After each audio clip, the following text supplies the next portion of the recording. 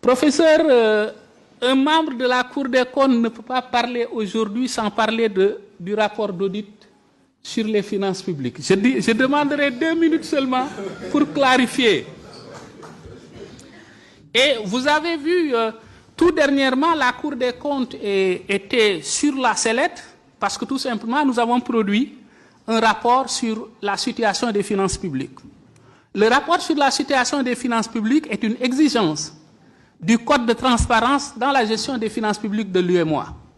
C'est vrai, c'est le premier exercice, parce qu'en 2019, il n'y avait pas de rapport, c'est le premier exercice, mais nous avons en retour entendu, c'est vrai, des camps qui soutenaient la Cour des comptes, c'est tout à fait normal, des camps qui critiquaient la Cour des comptes, c'est aussi tout à fait normal.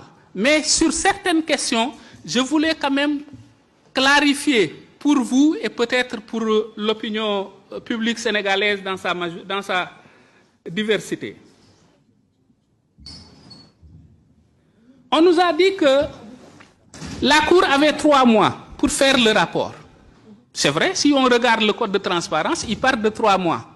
Mais n'oubliez pas que les procédures au niveau de la Cour des comptes sont des procédures qui sont édictées par la loi organique sur la Cour des comptes, la loi 2012-23, et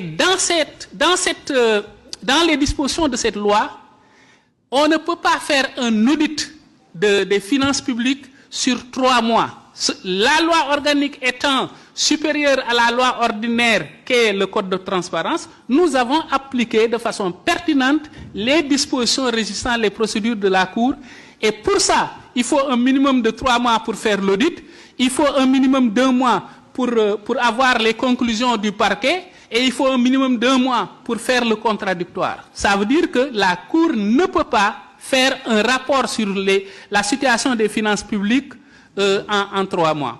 L'on a dit aussi que nous n'avons pas respecté le principe du contradictoire. La loi organique sur la Cour des comptes dit que toutes les procédures de la Cour sont écrites et contradictoires.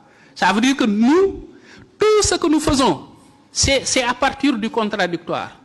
Maintenant, lorsqu'on parle de l'audit sur la situation des finances publiques, ce n'est pas un audit qui s'intéresse à telle ou telle personne ou tel ministre. Il s'agit pour cet audit de mettre le curseur sur la situation des finances publiques en temps T, tout simplement. Donc, on ne s'intéressait pas aux ministres qui se sont succédés au niveau du ministère des Finances ou bien au niveau du ministère de l'Économie. Ce qui nous intéressait, ce sont les administrations qui ont produit les données et le contradictoire a été respecté avec ces administrations. Les gens ont dit que aussi le rapport n'était pas signé. Le rapport était bien signé. Nous ne pouvons pas faire un rapport qui n'est pas signé. Maintenant, les publications au niveau du site de la Cour, c'est des publications où nous n'avons pas de signature au niveau de ces publications. Et là, vous allez dans n'importe quelle Cour des comptes, y compris la Cour des comptes française, vous verrez qu'il n'y a aucun document signé au niveau du site. L'authentification, c'est à partir de la publication dans le site de la Cour des comptes. Certains sont même allés jusqu'à comparer la dernière page d'un rapport signé et la dernière page du rapport qui est sur le site. Ils ont dit que c'était différent. Normalement, ça ne peut pas ne pas être différent. Ce qu'ils avaient, c'est un rapport provisoire. Ils n'auraient même pas dû obtenir une copie du rapport provisoire. Mais ils ont publié la dernière page du rapport provisoire signé. C'est absolument normal que cette dernière page soit différente de la dernière page du rapport définitif. Parce qu'après le provisoire, nous faisons intervenir des choses, nous enlevons certaines choses, etc. On a dit que la Cour s'est dédiée parce que tout simplement, on a certifié la gestion, toutes les gestions jusqu'en 2024. Ils disent que nous avons certifié ces gestions. Donc, si nous disons quelque chose sur ça, c'est qu'on s'est dédié. J'aimerais attirer votre attention sur un aspect. Il n'existe pas de certification de compte au niveau de la Cour des comptes.